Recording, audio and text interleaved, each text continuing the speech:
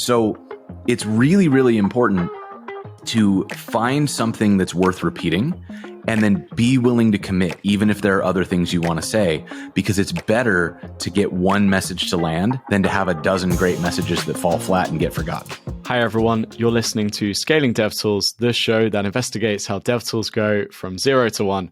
I am delighted today to have Jason Lengstorf on the show. Jason is the host of Learn with Jason, a pair programming YouTube channel with more than 30,000 subscribers. And Jason was previously the VP of DevX at Netlify and now helps startups produce better developer content. I've been a big fan of Jason's YouTube channel for a while now, so it is really exciting to have you on, Jason. Thank you so much. Yeah, thanks so much for having me.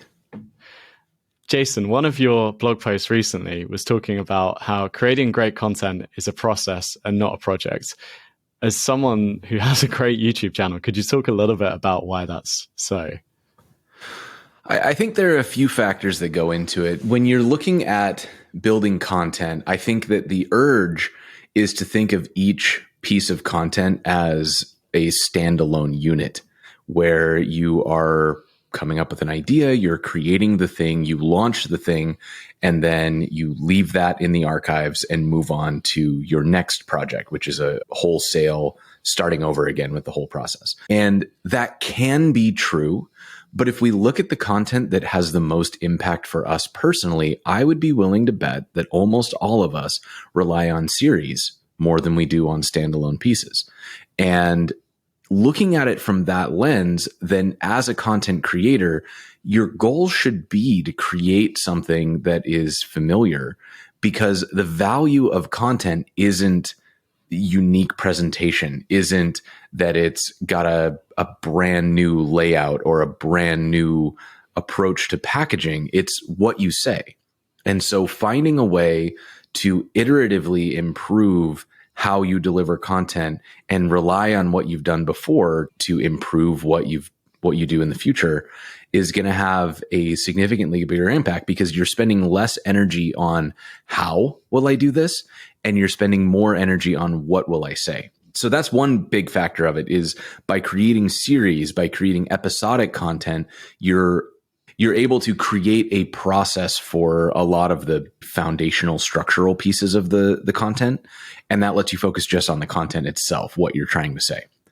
The other piece of it is that I think people worry a lot about whether they have got the perfect approach or the correct format or the right gear or the right positioning, and they'll wait to put anything out until they feel like they've got it all just right. And that leads to significantly less content. Every piece of content is really stressful, and the overall impact is much lower, because even if I put out a absolute banger of well-researched and thought through and highly produced piece, if I only do one of those a year, it's just not going to land the same way that somebody doing something once a week, even if their thing is less produced, less thought through, lower quality.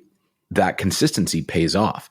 And so I think the trick to getting to high quality is iterative, slow progress. It's a process of trying, learning, subtle improvements, trying again, learning again, and continuing that. So if you look at Learn with Jason, for example, if you go back to our first episode in 2018, it's me and Nader Dabbit on a Zoom call, and you can see the Zoom screen sharing UI. And, it's very clearly not a produced show. I don't even know if I had a single overlay graphic. I might have had like a little icon down in the corner because I was at Gatsby at the time.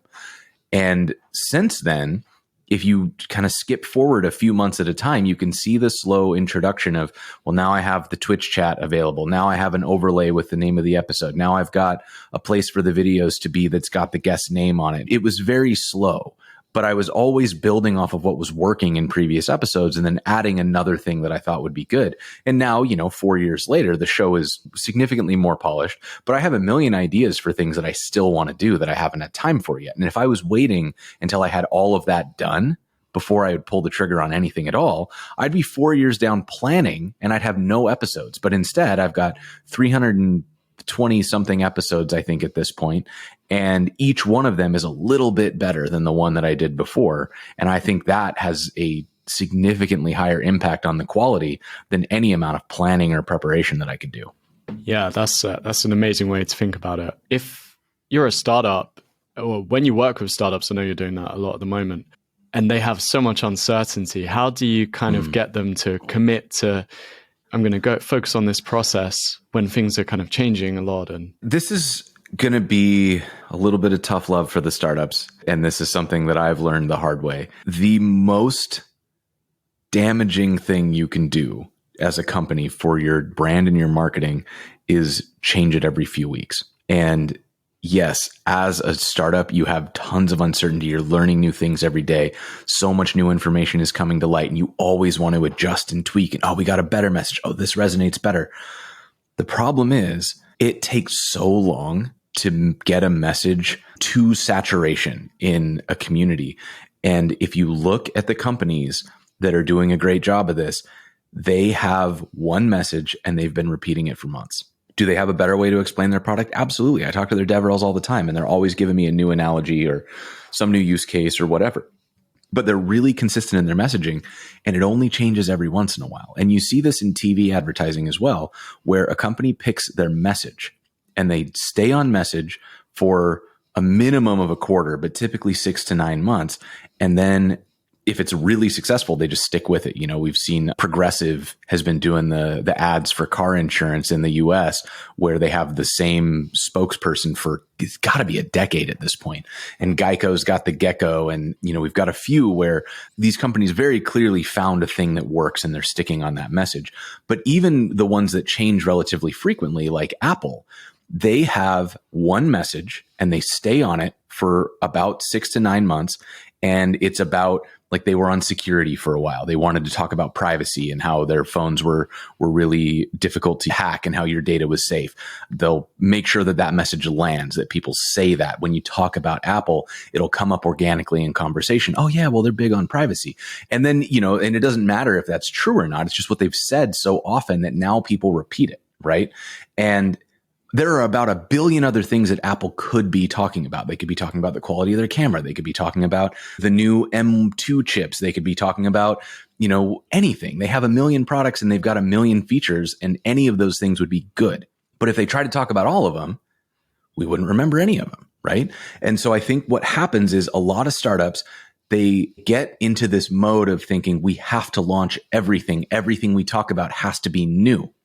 And that means that any given piece of information has a 3-week shelf life and no one remembers any of it. So I've seen this firsthand when I was at Netlify.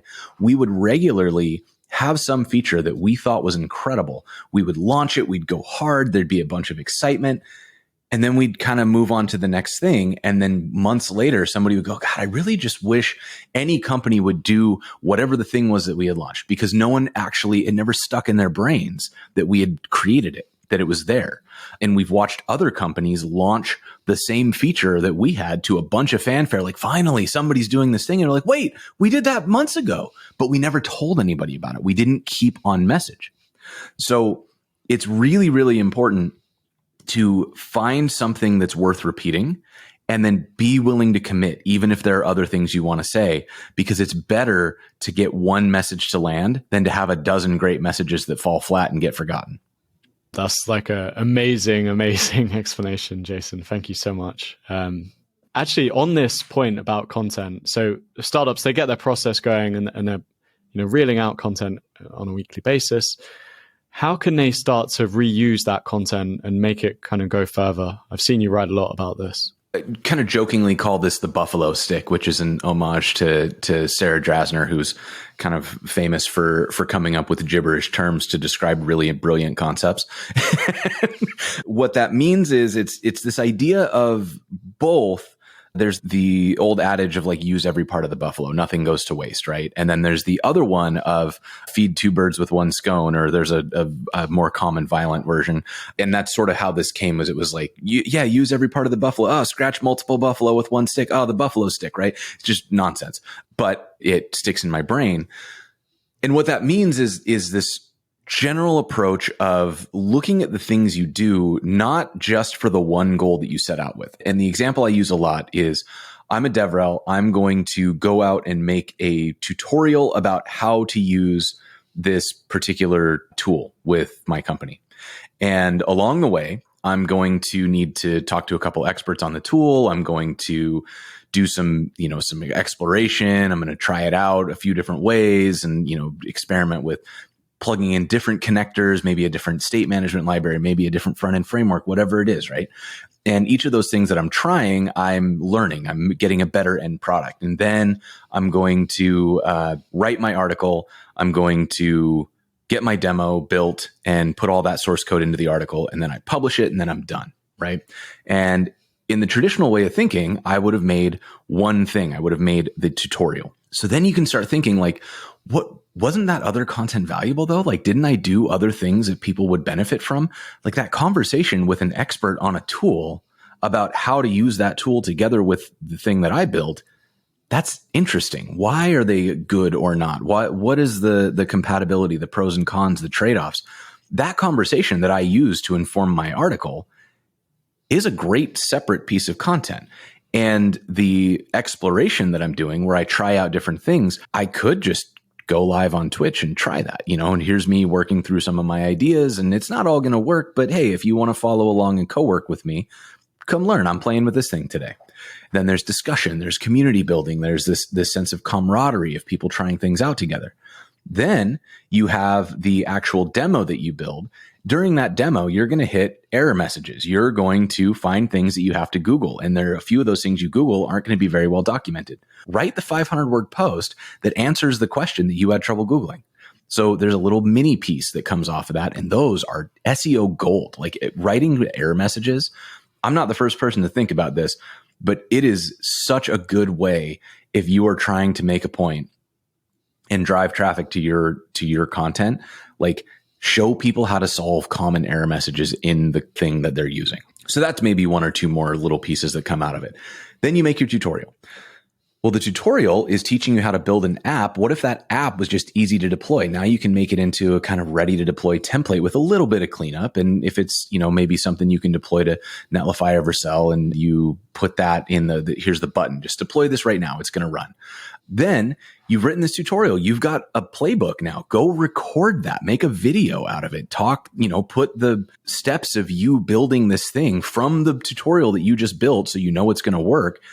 Build that on a video and edit that down and embed it in the tutorial itself, but also like just set it loose on YouTube, put it on different like educational channels. And suddenly this one tutorial that you were going to build turns into like 10 plus pieces of useful content. And each one of them is something a little bit different, but everybody in the industry learns differently. I prefer watching somebody build so that I can watch it at 2x speed, skip around to the pieces where I'm learning the thing that they need to do, and then I can try it myself. That's how I learn.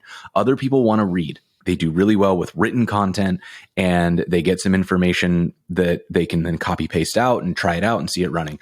Other people want to hear the discussion. Why do experts think the way that they do? How do they make decisions? How are they debugging? Other people just want somebody to co-work with. Each one of these things is valuable in a different way.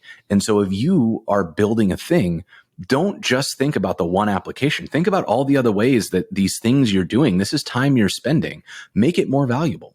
And you can do that by thinking of ways to reuse and repackage. And often that stuff doesn't add that much overall time to the project. So, it can be a huge time multiplier. If you get 10 pieces of unique content out of one tutorial build, instead of call it 8 to 16 hours you would spend on the tutorial itself, equaling one piece of content, now maybe you spend 24 hours, but you get 10 pieces of content. And that's a pretty big return on investment. Right. So that's a lot of that content reuse is mostly just getting scrappy and recognizing that if you're looking at it from the right perspective, almost everything you're doing as part of your preparation and learning process that gets you to the thing you set out to do is also valuable in different ways and can be used as its own brand of content.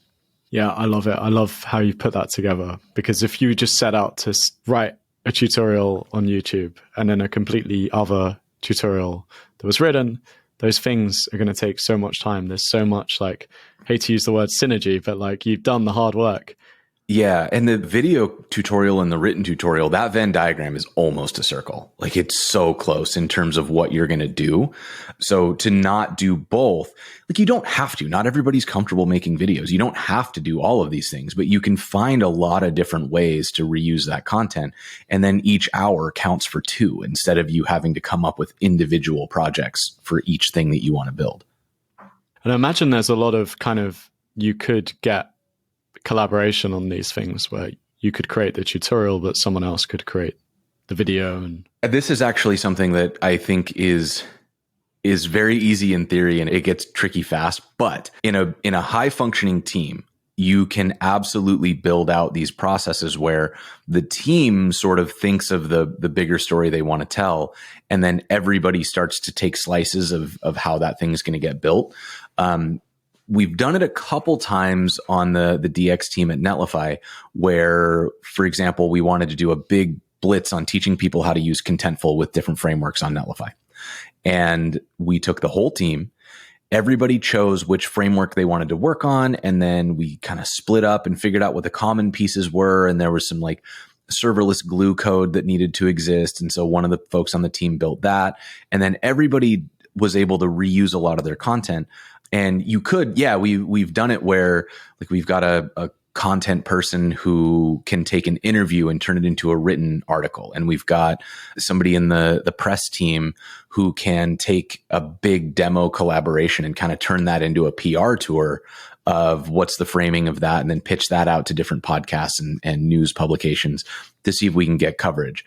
And, so there's lots of different ways that you can work with your team to try to figure out how can everybody take this effort that we're making and use it in different ways so that we're not all trying to come up with bespoke projects to meet our OKRs, but rather we're all working on one big project that now has all these branches that lead to more. And this really heavily relies on that one message, right? So going back to what I said earlier about being focused and on message, if the whole company is focused on one message, it's much easier for the email marketing team and the PR team and the content marketing team and the SEO team and the DevRel team and the sales team to all be building artifacts that rely on each other's work because you're all on the same message. If everybody's trying to find something else to market, you're launching a new thing every couple of weeks. It's almost impossible to do this because you're going to find that all of the teams have some initiative that doesn't quite overlap properly. So you just end up not doing it. Everybody's got their own project. You work in silos and things kind of, do the whole thing. So the magic here is really being very disciplined. And this discipline has to come from leadership. So the founders, the C-level, whatever size company you're in, if there's not focus there, the rest of the company cannot focus. Even if the CEO of the company has literally nothing to do with the execution on the marketing side, if the CEO can't focus on a message and keeps telling everybody, well, now our focus is this, well, now our focus is this, then you're never going to get good marketing because you're actively pulling the strategic rug out from under everybody on your team, and they can't create cohesive and more elaborate messages because they're just going to keep hitting that wall of like, well, okay, we've got what can we do in 3 weeks is very different from what can we do in 6 months. You talk about this consistent message coming from the top. If you're working with a startup and you're working directly with the founders, what kind of things are you telling them to help them stay on message? I mean, the biggest thing is really embracing that you have to believe that what you're building is good and that it's worth talking about. And so it's a lot of taking time early out to think through who buys our product, who should be buying our product, what is the value of that product, what problem do people have that leads them to choosing this tool. And if you can understand, like, developers at this size of company solving this category of problems tend to choose our tool because it makes XYZ problems disappear, you can get really clear on the marketing messaging and on the outgoing messaging that you want to give and be really confident that it's going to land. And then you just kind of have to rely on the founders having the self-control because, again, somebody at the founder level, at the C level, they're drinking from a fire hose. They're getting new metrics every day. They're getting industry information. They've got gossip from their back channels. They're hearing what's going on in their competitors. They're hearing from the VCs what the industry's doing. There's this urge to be like, oh, we got to adjust. Oh, we got to adjust. We got to adjust. And that adjustment feels really productive when you're a founder. And it's exactly the opposite. Like, tearing up your roadmap every 2 weeks because you heard new industry information is a great way to make sure that everybody's spinning their wheels and not a lot is happening. And so the important thing that I try to talk through with founders and the message that, if you look through what I write on the lead dev or things like that, it's very much about, it is so much better to be consistent with a pretty good message than to be inconsistent with very good messages. You're just not going to get there's so many different ways this is phrased, but you're not going to build a head of steam. You're not going to build momentum if everybody's not pushing consistently. And a way that I've heard this put that I think is actually brilliant, it was framed from the standpoint of hospitality. It's Danny Meyer, who's the restaurateur who's responsible for Shake Shack and some high-end restaurants in New York. His management philosophy is constant, gentle pressure. And what he means by that is he's talking about, if you're the manager of a restaurant, when you're looking around at the tables and you see that the table was reset and like the centerpiece is a little off center, you got to stop and go get your crew and come back and be like, hey, make sure these are exactly centered and, push them on that thing. But it's these little things, this constant, gentle pressure of correcting and moving toward the right things that doesn't feel overbearing. You're not coming in with brand new strategies and rip up everything. You're always just gently guiding everyone toward the thing, but you're never letting up on that. And that's the importance of this messaging. If you are a startup and you're looking at what you want to accomplish, your goal, your job is to have the entire company exerting constant, gentle pressure on the audience that you want to use your product. You are trying to give them a message that shows them how their life can improve, how their workload can be better if they use your tool. And the only way that happens is if you're consistent in your messaging and you're constant in your messaging.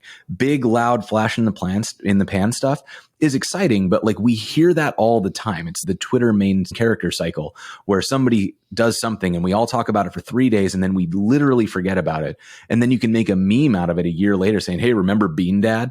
And everybody chuckles a little bit, but there was no noticeable impact on the discourse or on the way people think about the world as a result of that thing. Like Supabase is really good at this. If you look at Supabase's marketing, they have one message and they've got one playbook. They do memes and they do launch weeks, and then they just push on that message. And everybody is starting to get it. Everybody thinks of Supabase early. If you think about databases in the front end space, I guarantee you they will be on the list if somebody starts listing off database companies. And as a result, they're very present. They've started to build good inroads. You could get into the technical discussion of like, is it better than XYZ? And maybe, but the answer is it's going to get used more because they're consistent and they are constantly there. They are applying that constant, gentle pressure of messaging and consistency. You can look at their work. They're very much following that like process, not a project. They use the same things and they just iterate on them over and over again through time. And that's led to them having this very constant and strong presence in the community. So we've got process, we've got constant, gentle pressure. And I know you're speaking with a lot of founders right now. So I just wondered if there's anything else that you're speaking to them about that they should be doing well. The other main thing to really be thinking about as a company, there are about 1 million factors that you have to balance to succeed. And so you're trying to find the right balance between, we need conversion, we need higher ACVs, we need more leads, we need more people moving deeper into the funnel, we need a bigger top of funnel, we need more brand recognition. And the levers that are out there, each one of them influences the others, but they all have to be in place. And so what I've seen some companies overfocus on is they'll pick one piece of their process and they'll only do that. So you'll see a company go on like an adoption drive where all they want, they don't care who it is, why it is, what matters. They just want more users. And then all of their users are unhappy because they came in for the wrong reasons. They went on this push of like, sign up, sign up, sign up, and they'll gamify it, right? You get these companies that they come up with something that's like novel. It's fun to look at. People want to play with it. And then they force people to register to play with the thing. And so it's got this virality. And then they get 100,000 registrations and none of them convert because nobody wanted to go to the thing. Nobody wanted the product. They just wanted to play with the toy. Right? You've basically gamed this metric now where you've created something that just literally doesn't matter. And so now not only is that thing that they're building, all their metrics are broken because their top of funnel is going to look strong. And now their conversion is going to be in like trash. And all of their downstream metrics are going to look like garbage because they gamified the top of funnel. Brand awareness is another thing where like if you over focus on brand awareness, but you have no idea why somebody would come through your funnel and actually convert to a paying customer. If you don't know who your customers are, what problems they're trying to solve, then you leave yourself open to this really pretty negative problem where you have now like started to build a brand and you don't know what the perception of the brand is because you don't know what people should be believing about the brand. Right. And all of these, it's fully integrated from the first time somebody sees your logo down to when you get the enterprise $1 million contract signed.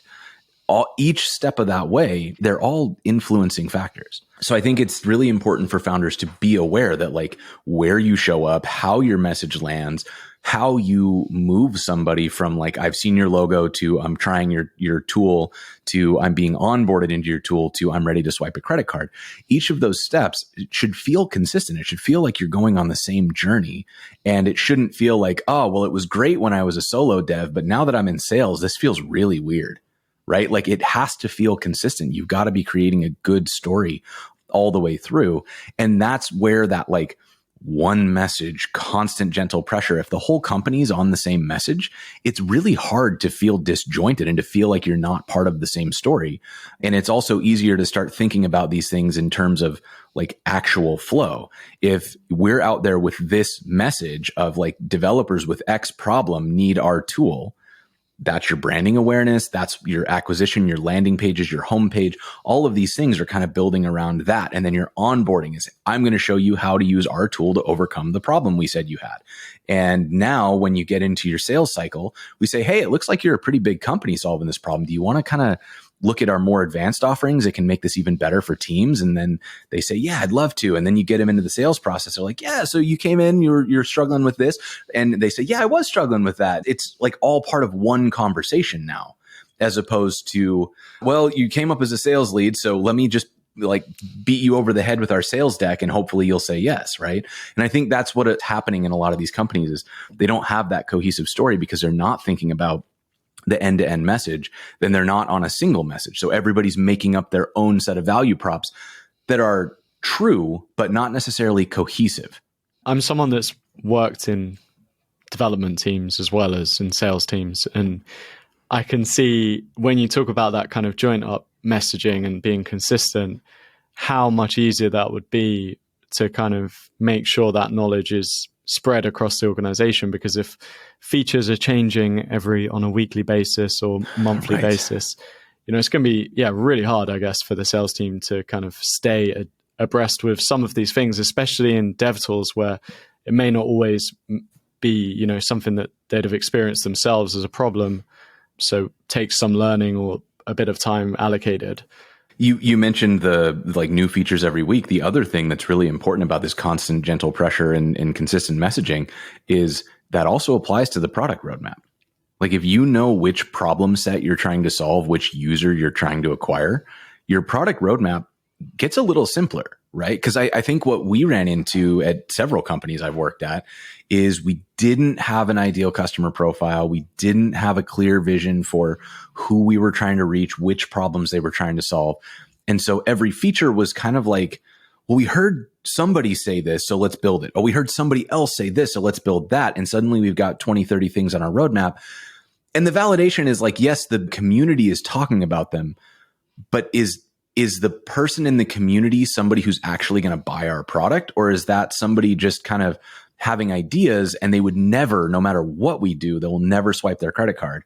And so if we build that feature, we're building it for somebody who's not interested. And if you get into that really consistent messaging, then when a product feature comes up, somebody says, we should build X. And we go, great. How does that help ideal customers solve X problem that we have stated as our message? And somebody says, it doesn't. We say, great. Put it on the good ideas that we're not going to do list. And we're going to focus on these 3 things that actually move that needle, because every feature is useful. And the hardest part, I think, about success is realizing that you're moving from the standpoint of build anything and see what sticks. You're just saying yes all the time. There are opportunities. We're going to chase them all. We're going to see what works.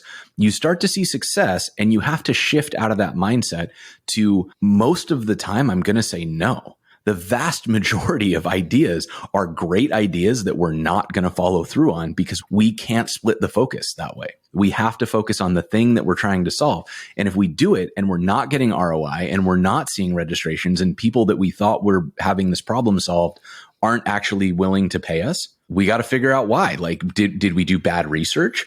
Did we miss on the execution? There's a thing that goes wrong here. But if we validate one market, then we can shift that market. If we're just spaghetti at the wall, when it's not working, the most likely culprit is lack of focus.